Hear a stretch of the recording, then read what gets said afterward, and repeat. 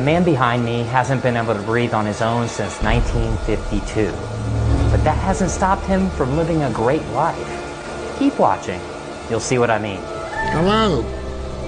My name is Paul Alexander, but they call me the man of the iron lung. Paul spends almost every moment of his day in an iron lung, which is the only thing that's keeping him alive.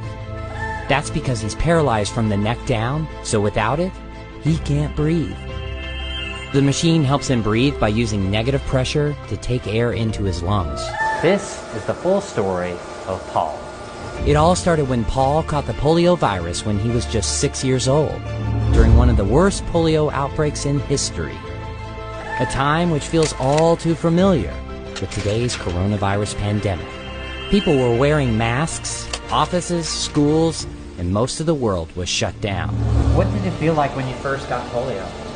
Well, I started feeling ill and plain. I ran inside to get Mom, and she turned and looked at me, and she said, "Oh my God, not my son." Over the next 5 days, I lost everything. The ability to move, my legs would not hold me up, and then I couldn't breathe. He was at home under the care of his mom and dad, and they realized he wasn't breathing. They rushed him to the hospital, and the emergency room physician examined him and pronounced him dead. Sometime later, another doctor came through. He picked me up, according to my mother, and ran upstairs with me, performed a tracheotomy, and put me in the iron lung. This would make anyone feel like giving up. But just wait. You'll see that that isn't the case. I didn't want to die, so I continued to fight. So Paul did everything he could to get better. He fought against polio every day. It was hard, painful, and tiring.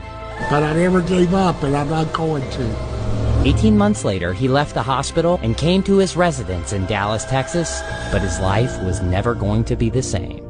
He couldn't play sports, he couldn't go to church, and he couldn't hang out with his friends. People didn't like me very much back then.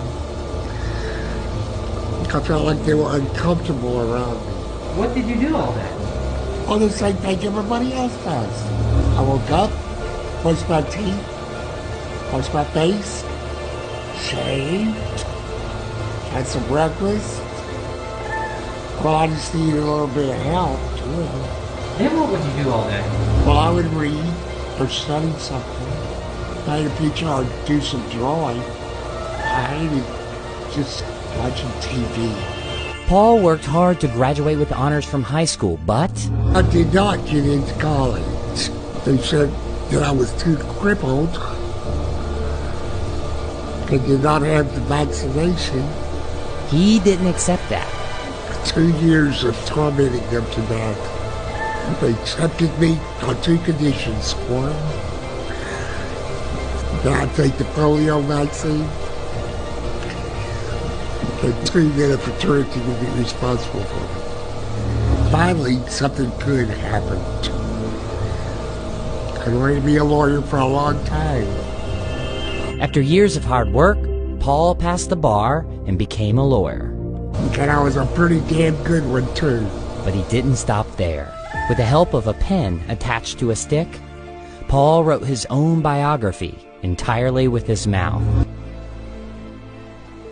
So why write a book?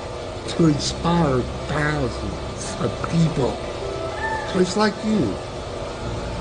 No matter where you're from, or what your past is, or the challenges that you could be facing. You can truly do anything. You just have to set your mind to it and work hard. Paul, what's your dream? Do not let polio defeat me, but to defeat polio. Therefore, I wanted to accomplish the things I was told I couldn't accomplish, and to achieve the dreams I dreamed. Paul may have an iron lung, but he has a golden soul and a diamond heart.